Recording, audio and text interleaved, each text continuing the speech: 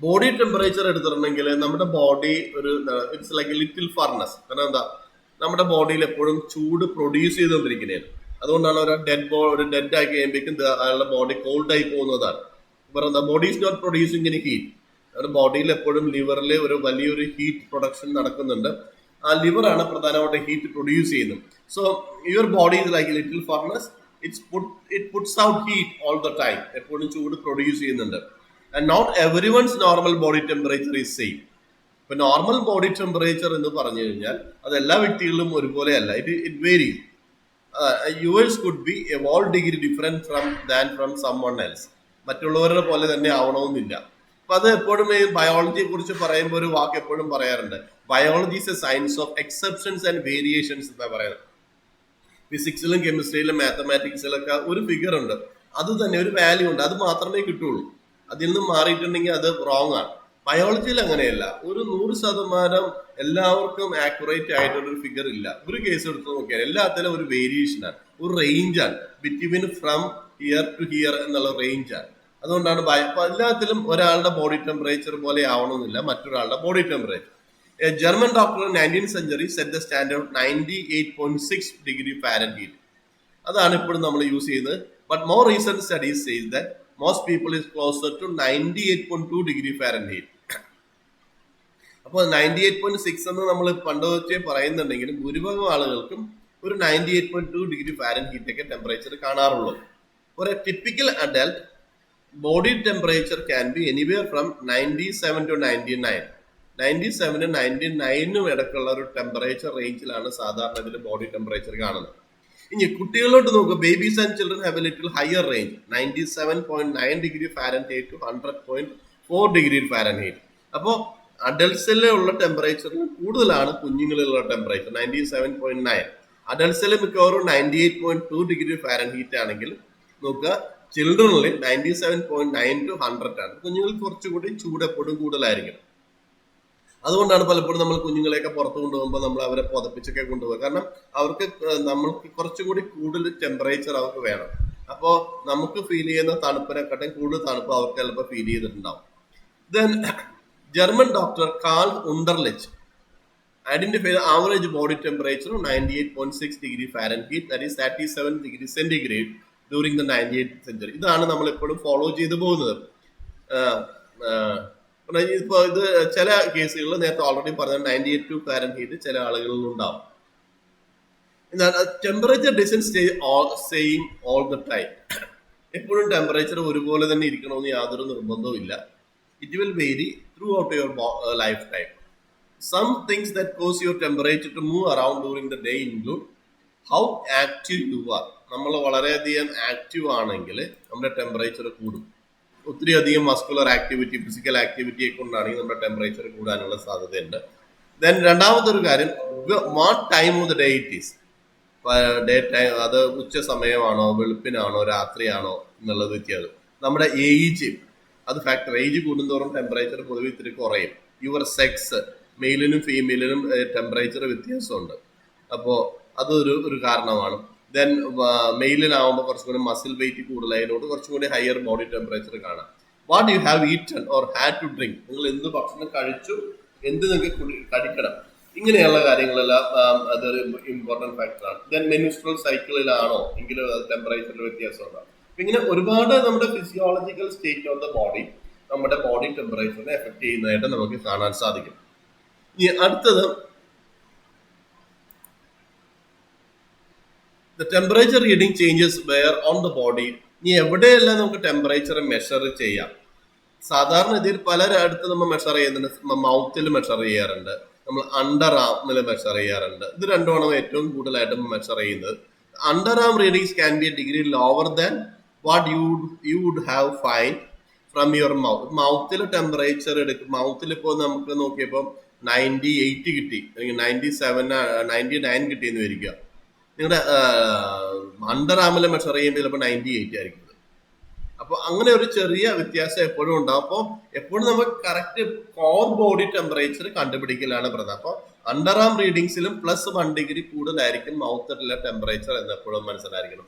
മൗത്തിലെ temperature കുറച്ചും കൂടി നമ്മുടെ closer to our core body temperature, നമ്മുടെ ബോഡിയുടെ സെന്ററിൽ എത്രയാണ് ടെമ്പറേച്ചർ, അതാണ് കോർ ബോഡി ടെമ്പറേച്ചർ എന്ന് പറയുന്നത്. ആ കോർ ബോഡി ടെമ്പറേച്ചർ മെഷർ ചെയ്യാനായിട്ടാണ് പലപ്പോഴും നമ്മൾ റെക്ടൽ ടെമ്പറേച്ചർ നോക്കുന്നത്. കാരണം റെക്റ്റം കുറച്ചും കൂടി നമ്മുടെ സ്റ്റൊമക്കുമായിട്ട് അടുത്ത ഉള്ളൊരു ഏരിയ ആയതുകൊണ്ട് റെക്റ്റത്തിലെ ടെമ്പറേച്ചർ മെഷർ ചെയ്തിട്ടുണ്ടെങ്കിൽ നമുക്ക് കോർ ബോഡി ടെമ്പറേച്ചർ എത്രയാണെന്ന് എളുപ്പത്തിൽ കിട്ടും. നമുക്ക് rectal temperature are up to a degree higher than mouth. അപ്പോൾ നമ്മൾ അണ്ടർ ആം ടെമ്പറേച്ചർ എടുത്തിട്ടുണ്ടെങ്കിൽ അത് മൗത്ത് ടെമ്പറേച്ചറേക്കാൾ 1 ഡിഗ്രി കുറവായിരിക്കും.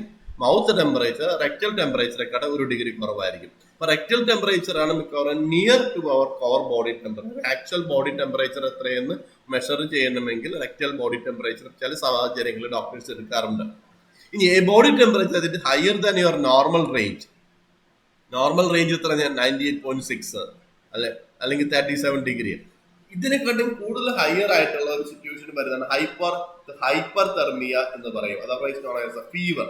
നമ്മൾ പനി എന്നെല്ലാം പറയുന്നത് നമ്മുടെ നോർമൽ ബോഡി ടെമ്പറേച്ചറിലും കൂടുതൽ ഹയർ ആയിട്ടുള്ള ഒരു ബോഡി ടെമ്പറേച്ചർ വരുന്ന ഒരു അവസ്ഥയെയാണ് നമ്മൾ ഹൈപ്പർ തെർമിയ അഥവാ ഫീവർ എന്നല്ല നമ്മൾ പറയുന്നത്. ഇനി ഇവിടെ നോക്കിക്കഴിഞ്ഞാൽ ഇനി മറ്റൊരു അവസ്ഥയും കൂടി നമുക്ക് കാണാം, ഹൈപ്പോതെർമിയ. ഇപ്പൊ നിങ്ങൾ അമേരിക്കയിലൊക്കെ ടെക്സാസിലൊക്കെ കഴിഞ്ഞ ഒരാഴ്ചയൊക്കെ മുമ്പ് മഞ്ഞ് വീണ് കിടന്നൊക്കെ കണ്ടിട്ടുണ്ടാവും. പല വീടുകളിലും കറണ്ട് ഇല്ല, ഗ്യാസ് ഇല്ല എന്നൊക്കെ തണുത്ത് മരവിച്ചിരിക്കണേന്നൊക്കെ വായിച്ചു കണ്ടിട്ടുണ്ടാവും. പത്രം വായിക്കുന്നവരാണെങ്കിൽ അല്ലെങ്കിൽ ഗൂഗിൾ ന്യൂസെങ്കിലും വായിക്കുന്നവരാണെങ്കിൽ അതെല്ലാം കണ്ടിട്ടുണ്ടാവും. അപ്പോൾ അത്തരം കേസുകളിൽ ഒരു ബോഡി ടെമ്പറേച്ചർ കുറഞ്ഞു പോകും. ബോഡി ടെമ്പറേച്ചർ നമ്മൾ ഒരു ഉദ്ദേശിക്കുന്നതിന് താഴോട്ട് പോയിട്ടുണ്ടെങ്കിൽ ഇത് ഹൈപ്പോതെർമിയ ഉണ്ടാവും. നമ്മുടെ ചിലപ്പോൾ കാലും കൈയൊക്കെ മരവിച്ച് മുറിച്ച് കളയുന്ന സിറ്റുവേഷൻ വരും. ആൻഡ് ഇത് രണ്ട് സിറ്റുവേഷൻ ഹൈപ്പർ തെർമിയ നിങ്ങൾക്ക് വരുമ്പോൾ വഴി കൂടി നടന്നപ്പോൾ നിലത്ത് ബോധം കൊണ്ട് വീഴുന്നത് നമുക്ക് കേട്ടിട്ടുണ്ടാവും. അപ്പൊ ഹൈപ്പർ തെർമിയാണ്.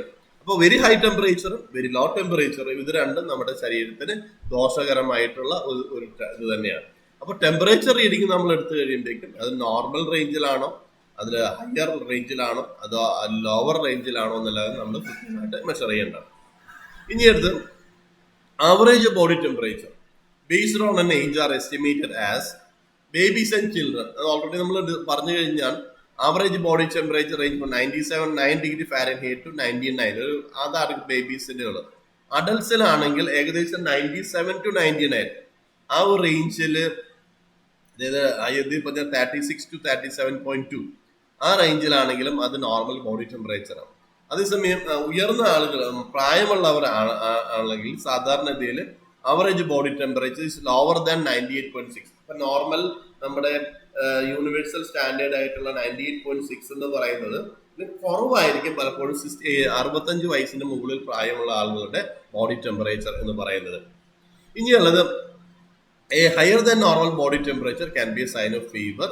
ഓൾറെഡി നമ്മൾ ഇതെല്ലാം ഡിസ്കസ് ചെയ്ത് കഴിഞ്ഞാണ്. മൗത്ത് റീഡിങ്സിന്റെയും റെക്ടൽ ഇയർ റീഡിങ്സിന്റെയും അല്ലെങ്കിൽ ഇയർ റീഡിങ്സിന്റെയും എല്ലാം ടെമ്പറേച്ചർ നോക്കിക്കൊണ്ട് മൗത്തിലെടുക്കാം, രക്തത്തിലെടുക്കാം, ഇയറിനകത്ത് വേണമെങ്കിൽ മെഷർ ചെയ്യാൻ സാധിക്കും. ദെൻ ആംപിറ്റ് റീഡിങ്സ് ഉണ്ട്. ഇതൊക്കെയാണ് മിക്കവാറും നമ്മൾ നോക്കും. ആംപിറ്റ് റീഡിങ്സ് 99 ആണ്, മൗത്ത് റീഡിങ്സ് 100 ആയിരിക്കും. മൗത്ത് റീഡിങ്സ് 100 ആണെങ്കിൽ ഇയർ റീഡിങ്സ് നോക്കി 100.4 ഡിഗ്രി ആയിരിക്കും. അപ്പോൾ എപ്പോഴും ആ രീതിയിലാണ് നമ്മുടെ ബോഡി ടെമ്പറേച്ചറിന്റെ വ്യത്യാസം വരുന്നത്. Then hypothermia. ഹൈപ്പോതെർമിയ എന്ന് പറയുന്നത് നമ്മൾ ഓൾറെഡി പറഞ്ഞു കഴിഞ്ഞാൽ it's A serious condition that occurs when you lose too much body heat. For adults body temperature that dips below 95 degree 35 ഡിഗ്രിയിലും താഴോട്ട് വന്നിട്ടുണ്ടെങ്കിൽ that is a sign of hypothermia. അപ്പൊ 98.6ന്റെ സ്ഥാനത്ത് 95 വരെയാണെങ്കിൽ that is a case of hypothermia. അപ്പൊ ഏത് temperature തൊട്ടാണ് hypothermia measure ചെയ്യുന്നത്? It is from 98 Fahrenheit തൊട്ടാണ് measure ചെയ്യുന്നത്. ഇനി ഹൈപ്പോതെർമിയ പലപ്പോഴും വരുന്നത് കോൾഡ് വെതറിലാണ്. അപ്പൊ ഞാൻ ടെക്സാസിന്റെ കേസ് എല്ലാം പറഞ്ഞു. ഇപ്പൊ നിങ്ങൾ യൂറോപ്പിന്റെ പല ഭാഗങ്ങളിലോട്ടൊക്കെ പോയിട്ടുണ്ടെങ്കിൽ ഹൈപ്പോതെർമിയ ഉണ്ടാകുന്ന സിറ്റുവേഷൻസ് ഉണ്ട്. അപ്പൊ അതാണ് മിക്കവാറും ഹൈപ്പോതെർമിയക്ക് പ്രധാനമായിട്ട് കാരണം. And babies and older adults are more susceptible. For babies hypothermia can occur at a body temperature at 97 degree Fahrenheit. അപ്പൊ നമുക്ക് 95 വന്നാലേ ഹൈപ്പോതെർമിയ വരുവുള്ളെങ്കിൽ ചെറിയ കുഞ്ഞുങ്ങൾക്ക് 97 തന്നെ ഹൈപ്പോതെർമിയ ചിലപ്പോൾ സ്റ്റാർട്ട് ചെയ്യാം. അതുകൊണ്ടാണ് ചെറിയ കുഞ്ഞുങ്ങളെ സംബന്ധിച്ച് തണുപ്പിൽ കൊണ്ടുപോകുമ്പോൾ കുറച്ചും കൂടി ഇതൊക്കെ നമ്മൾ കംപ്ലീറ്റ് ഇട്ട് പുതപ്പിച്ച് കൊണ്ടുപോകാൻ പണ്ട് തൊട്ടേ ഒരു വർഷങ്ങളാണ് തലമുറകളായിട്ട് കൈമാറി വരുന്ന ഒരു ഇതാണ്. അതിനുള്ള കാരണങ്ങൾ ഇതാണ്. കാരണം കുഞ്ഞുങ്ങൾക്ക് പെട്ടെന്ന് തണുപ്പ് ഫീൽ ചെയ്യും. അപ്പൊ അതുകൊണ്ട് നമ്മളൊരു കവർ ചെയ്ത് കഴിഞ്ഞിട്ടുണ്ടെങ്കിൽ അവർക്ക്, കാരണം നമുക്ക് 95 ഹൈപ്പോതെർമിയ വരുന്നതെങ്കിൽ അവരുടെ അവർക്ക് 97 വരുന്നത്. അവരുടെ ബോഡി ടെമ്പറേച്ചർ നിങ്ങൾ നോക്കിയാൽ അറിയാം കുറച്ചും കൂടി ഹയർ ആണ്. ഒരു 99 വരെയൊക്കെയാണ് കുഞ്ഞുങ്ങളുടെ ബോഡി ടെമ്പറേച്ചർ വരുന്നത്, 97 96. അപ്പൊ ഈ രീതിയിലുള്ള കാര്യങ്ങളെല്ലാം നമ്മൾ then hypothermia can also be concerned poorly heated house in winter then or air. പലപ്പോഴും എന്താണ് ഇപ്പൊ ടെക്സാസിലൊക്കെ പത്രത്തിൽ ഞാൻ വായിച്ചു, അവിടെയൊക്കെ ആളുകൾക്ക് ഇലക്ട്രിസിറ്റി അങ്ങ് പോയി. ഇലക്ട്രിസിറ്റി കൂടിയാണ് പ്രധാനമായിട്ടും ഹീറ്റർ കറണ്ട് വരുന്നത്. അങ്ങനെ സാഹചര്യങ്ങൾ വന്നു കഴിയുമ്പോൾ അവർ എപ്പോഴും എന്താണ് ഈ ഗ്യാസ് മറ്റുള്ളവരെ കത്തിച്ചു വെക്കും, അടുപ്പ് കത്തിച്ചു വെക്കുന്നവരാണ്. ഈ അടുപ്പ് കത്തിച്ച് കുറെ കഴിയുമ്പോൾ കുഴപ്പമെന്ന് പറഞ്ഞാൽ അതിൽ കൂടി പുക വരും. ഈ പുക കാർബൺ ഡൈഓക്സൈഡ് കണ്ടന്റിന്റെ എമൗണ്ടും കാർബൺ മോണോക്സൈഡ് കണ്ടന്റിന്റെ എമൗണ്ട് ഒക്കെ മുറിയിൽ കൂട്ടും. അതും ഡേഞ്ചറസ് ആയിട്ടുള്ള ഒരു അവസ്ഥയാണ്. അപ്പൊ അങ്ങനെ വളരെ ഹൈപ്പോതെർമിയ എന്ന് പറയുന്നത് നമുക്ക് അധികം എക്സ്പീരിയൻസ് ഇല്ലെങ്കിലും അത് എക്സ്പീരിയൻസ് ചെയ്യുന്ന ആളുകളെ സംബന്ധിച്ച് വളരെയധികം ബുദ്ധിമുട്ടുണ്ടാക്കുന്ന ഒരു അവസ്ഥ തന്നെയാണ്. ഇത്രയാണ് നമ്മുടെ ഇന്നത്തെ ക്ലാസ്സിൽ ടെമ്പറേച്ചർ എന്ന് പറയുന്ന ഒരു ക്ലാസ്സിൽ നമുക്ക് പറയാനുള്ളത്.